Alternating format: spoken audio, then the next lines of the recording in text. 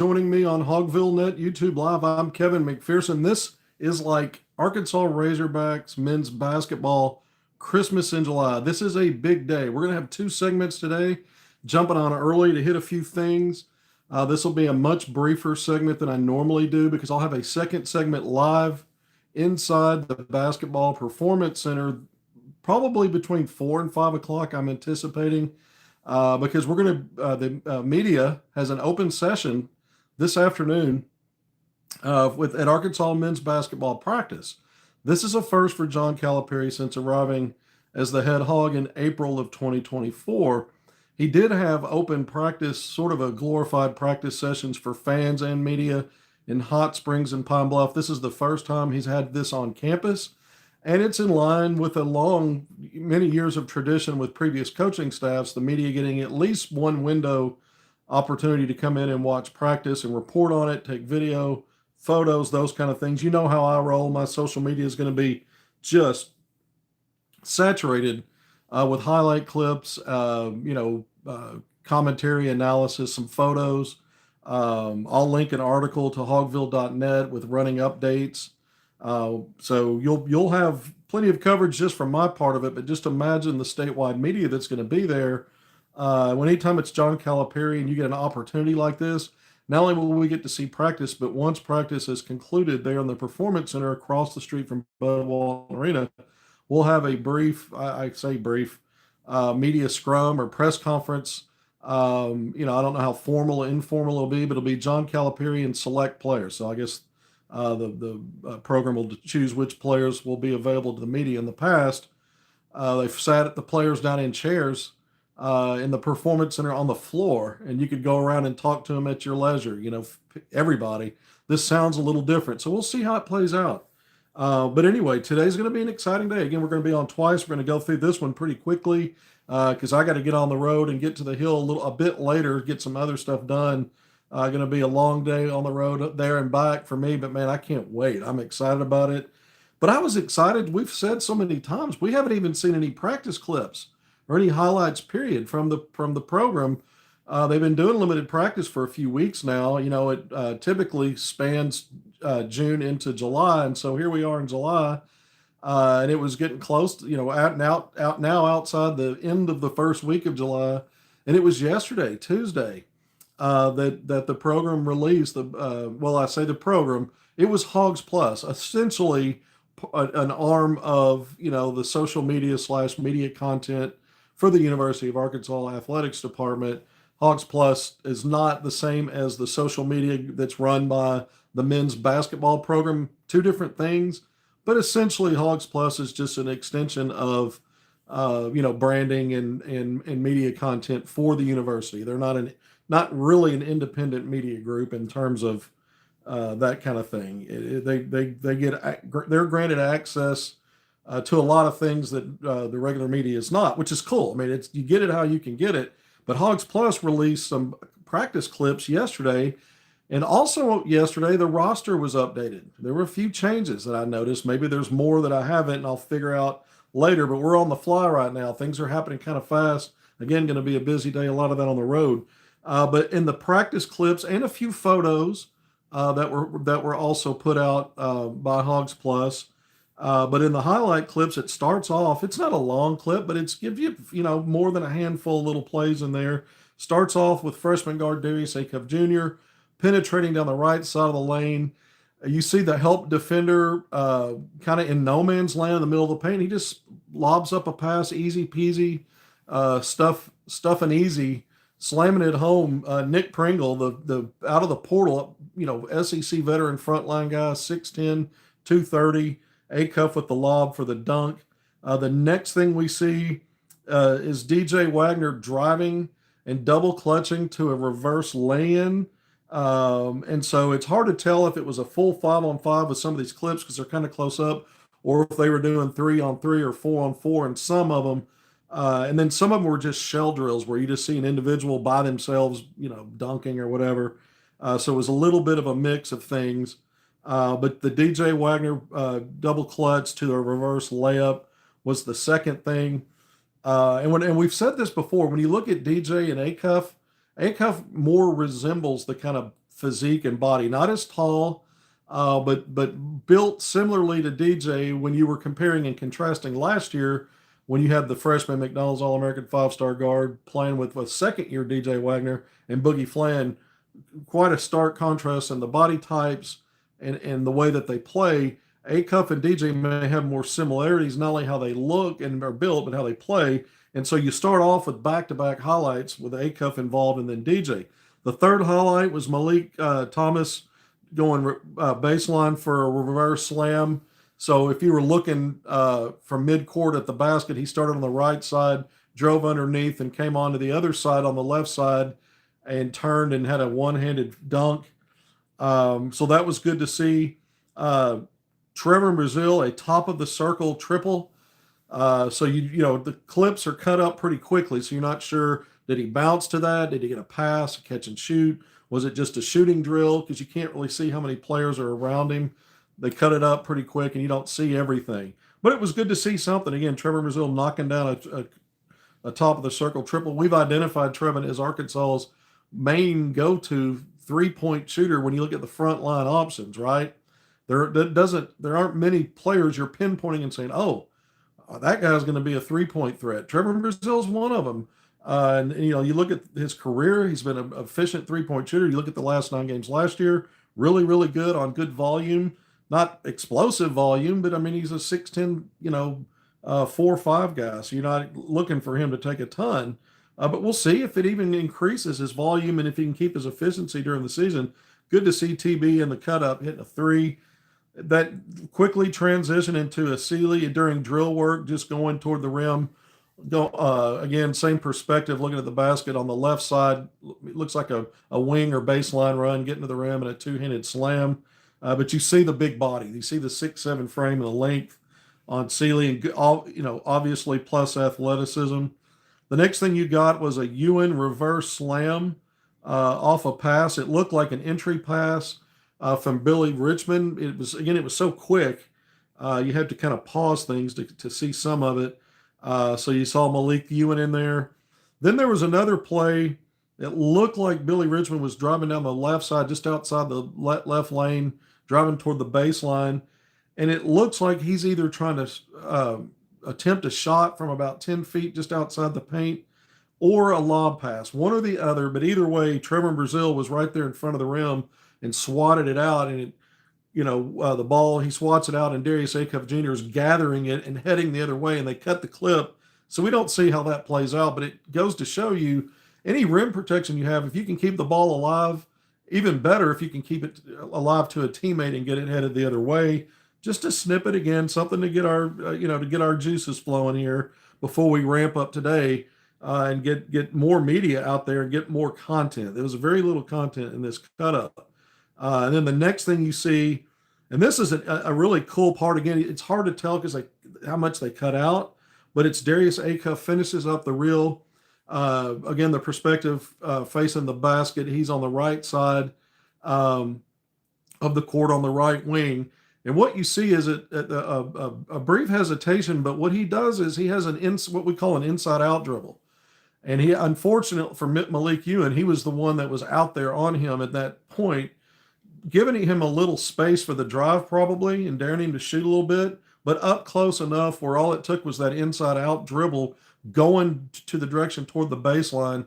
Acuff gets all the way through the paint on the baseline for a reverse layup, and Malik Ewan's trying to recover. He's got his arms extended, and Acuff puts enough height on the ball, enough arch on the ball to get it over his outreached hands and into the basket. One of the interesting things is on a reverse layups also, most players are going to try to go to, use the glass, get to the other side of the rim and get the ball off the glass. Just a simple lay-in using the glass is typically what you see on reverses unless you're dunking, if you're trying to lay it in. So I don't know if Acuff varied that a little bit because that is the quickest path, or if he decided that he was probably going to get it blocked against the backboard. And so instead of using the glass, he just put a little arch on it and basically went no glass and just over the outstretched arms again. And Malik Ewan trying to recover, and the ball finished nicely. So that was the highlight cut up. Yeah, I gave analysis as much as I could there. But I'm 1, 2, 3, 4, 5, 6, 7, 8, effectively 8 plays in there that you got to see. I hope you got to see that. If you haven't, I retweeted that Hogs Plus video content yesterday, so it's on the front page of my X/Twitter homepage. You can scroll down; it's not far down there. You could find it there, or go to Hogs Plus homepage as well. Again, Hogs Plus also put out a few videos. The 4 that I saw really just were pictures of Darius Acuff being defended by DJ Wagner, which is also interesting. I mentioned the similarities. If you remember last year in the limited summer stuff, some of the first things we saw were little videos of DJ and Boogie Fland guarding each other, whether it was and at that time they weren't really doing team stuff. It was more one-on-one, maybe some two-on-two, using a screen to get in, but either way, they were doing mostly individual development work, and you didn't see a whole lot, but you saw a lot of that between those two. So it was interesting that that's kind of what we start off with again, the freshman McDonald's All-American incoming guard and the veteran former McDonald's All-American, 5-star guys matching up and going head-to-head a little bit. So I'm sure we'll see more of that and a lot more later today. I can't wait. I'm really hoping for some 5-on-5 stuff. There'll be, I'm sure, plenty of drill work. We'll see how much instruction. I think we're going to get at least an hour on court. In the past, sometimes all we got was 30 minutes. Other times we got more. And this will be one of those based on the way it was framed to us in a blast email that went out to announce this a day or so ago. And I tweeted about it immediately, but one of the details looked like the time frame was at least an hour for us to observe practice. So we'll see if that's what it is, if it's a little longer than that, if it's less. We'll figure all that out. Again, we're going to have a ton of content for you. Before we jump off here, a few things. I noticed that I've been checking daily for the roster update. One of the things we've talked about, Arkansas has a 15th and final spot still open. We mentioned the Aiden Kelly walk-on dynamic.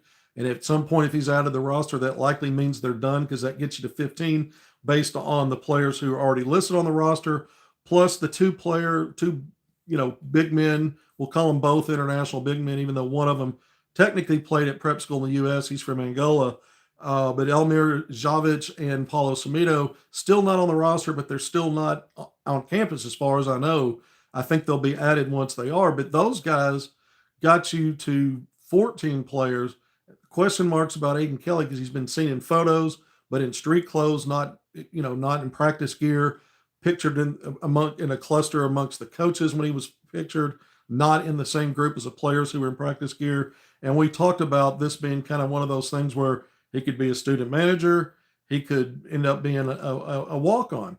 Well, he updated his IG account last week or a few days ago that he's a walk-on for the Arkansas, but he still hadn't been updated on the roster. Well, the roster was updated yesterday, the same day that Hogs Plus put out this content. Roster was updated. Aiden Kelly now is on there. And you say, okay, McPherson, you said that's it. That gets it done. Now they show 13 names on the roster with the 2 pending. Again, I guess arrival. Maybe that's when they get added, when they actually make it.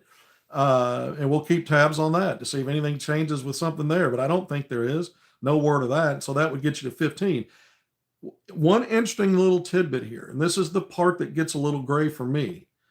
This may still not be a completed roster at 15. The new House bill that went in said that walk-ons will count towards your total 15. And we know Amir Brown, Malik Thomas's buddy, who's a freshman, is a first-year walk-on. So he counts toward the number. However, walk-ons from previous years, if they return, are grandfathered in and would not count against the number, I'm told, is how that's set up.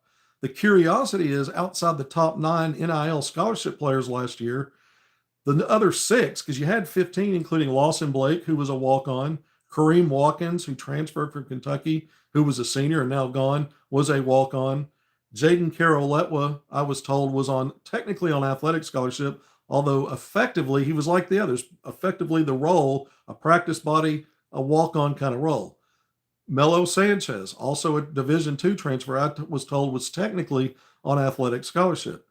I knew out of that group of players, some that were, and Cash Chavis, the other one who left in the transfer portal this year, was technically on athletic scholarship. So the 6th guy that I never knew, was he a true walk-on or was he on athletic scholarship, was Aiden Kelly. If he was on athletic scholarship last year, and now he's on the roster and he's got on his IG account he's a walk on, then he counts as a first year walk on, and you're done. That's gets you to 15, assuming both Javich and Samito make it to campus, which we believe will happen. But if he's a second year walk on, because he was a freshman last year and he was a true walk on last year, based on what I'm told with this new House bill, that means that he won't count towards the number, and you would still have an open scholarship to get to 16 technically, with three walk-ons, or excuse me, two walk-ons at that point in Amir Brown and Aiden Kelly. And Brown's counting against the number because he's a first-year walk-on. He doesn't get grandfathered in. But Kelly, again, if he's a second consecutive year walk-on, then he gets grandfathered in, and his doesn't count toward the number. I know it's clear as mud, but what isn't with the NCAA? Even in these fast and loose Wild West days of NIL and transfer where you want and this and that, there's still things in place that matter. And so that's just something to monitor. I would like to get to the bottom of that. Was Aiden Kelly a true walk-on last year? And does that mean Arkansas then has an open roster spot still for anything they decide they want to do late? Or at midterm or whatever, or not. So they might be done. It might be what I said a few weeks ago, that if you see his name, that means they're probably done. It gets them to 15, except for that little loophole that I wasn't fully aware of at that time. So we always try to update things and put you front and center. All right, real quick, we talked a lot about the German forward Declan DeRue, Arkansas's coaching staff. All we've ever said is they recruited him for years, which meant that went beyond their time at Arkansas. And we've always disclaimered, we don't know the level of Arkansas's pursuit there, if there were other international players or maybe reclassing 2026 guys or anybody at all to finish this roster that they would have prioritizing over him.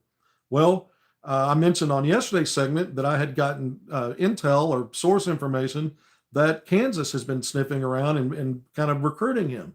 Well, as it turns out, after we did our show early, later in the day, it was announced by Jonathan Givony with Draft Express, ESPN, their NBA guru guy, but he does a lot of international stuff as well. He reported that DeRue had now committed to Texas. So he'll be in the SEC. He's class of 2025. It's a high major, and it's a team that's on Arkansas' schedule this coming season. Arkansas will host Texas in Bud Walton Arena. So you'll get to see Declan DeRue Jr. in person, just not as a Razorback. We never knew if that was ever headed anywhere. It was good information to know that Arkansas staff had been recruiting for him for a while previously, and we're putting eyes on him in this FIBA U19 World Cup event just last week.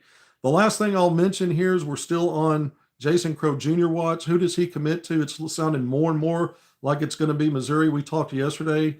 I had some source information that, in addition to what I was framed to me as creative NIL to getting to a really attractive number, that also Missouri's Dennis Gates extra assistant coaching vacancy. He had two coming out of the season, filled one of those, still has one open.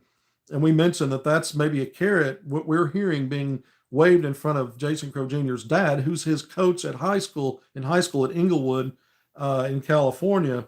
That would probably be a deal stealer. There's one Kentucky beat writer we mentioned, we didn't mention the name, that has suggested this is down to Arkansas, Missouri. Depends on who you ask. There's been a bunch of other team names in there. We're not buying into anything right now other than based on the information. If a creative NIL package and a job for dad are on the table for Missouri, that probably locks it up. Remember, this kid's never released a finals teams list. He hasn't taken official visits. This seems abrupt based on those factors, but then you throw in this world of NIL and how much are they offering plus the data job. That's like, NIL times whatever. That's a game changer. And again, the decision date's supposed to be July 18th. So that's next week. And if what we're hearing about Missouri is true, that's interesting. I do have one more thing to add. I just repeated what I said yesterday. Had a different source, one of my NBA connections. We were talking about this. He goes, this is interesting because that open staff job, that assistant coaching job, for a while, one of the other five-star players out of Florida that Missouri's been recruiting, Tony Bryant, a 6'9" forward, ranked top 10, top 12 in the country in most of the services, a five-star 6'9" forward. The talk was that Missouri, part of their recruiting pitch to him was the assistant coaching job offer to his high school coach. So we've seen Missouri in the past do this, different coaching staff. It wouldn't be anything new at Missouri. And I don't know that Dennis Gates has pulled that move since he's been there yet or not, but maybe they're shopping that job. Maybe that's why he hasn't filled it, because there's some high level guys out there, and maybe that's part of the sweetener. Certainly, a father son situation makes sense, and the Tony Bryant thing may be old now, and they've moved on. It sounds like to a package deal here. Now things are crazy in recruiting. Things can change. This is not just my opinion. I'm getting this from talking with other sources and other people that have this information, and we're sharing information. You know how things can change in recruiting, but if it's heading in this direction, don't be surprised if it ends up being Missouri. And we'll see if there's anything that changes for anybody else. The one opinion that it was down to Arkansas and Missouri was from, again, a beat writer for Kentucky. It wasn't just some rando. Doesn't mean that it's accurate. And if Missouri's got this lockup with that package, it doesn't matter who was in second. They finished in the same realm as anybody that wasn't in the mix. They lost. So we acknowledge that. All right, 21 minutes in. We're going to sign off now. I was going to try to do this in 15. It's impossible for me to zip the yapper. But we appreciate you for being on HogvilleNET YouTube Live. I'm pumped up. I don't know if you could tell. I have extra energy today because of this.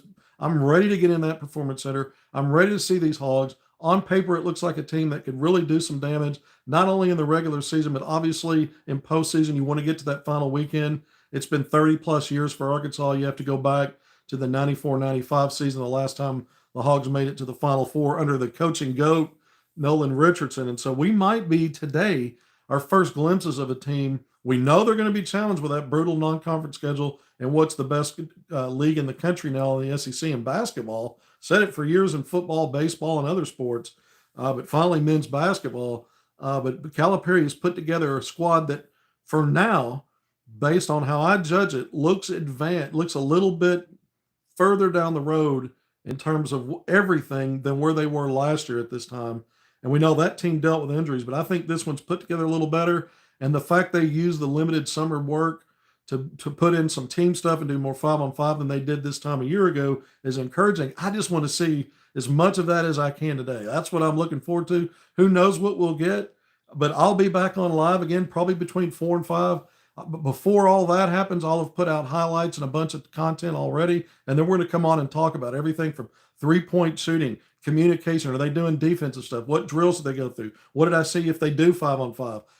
Cal's and the staff's communication, all these different things we're gonna address. So I can't wait. I hope you join me, and I'll keep you updated on the precise time I'm jumping on. Again, probably have sometime after 4 o'clock later today from the Performance Center live in Fayetteville, Arkansas. Until then, thanks for being here. We appreciate all of you. Take care of yourselves. We'll see you real soon.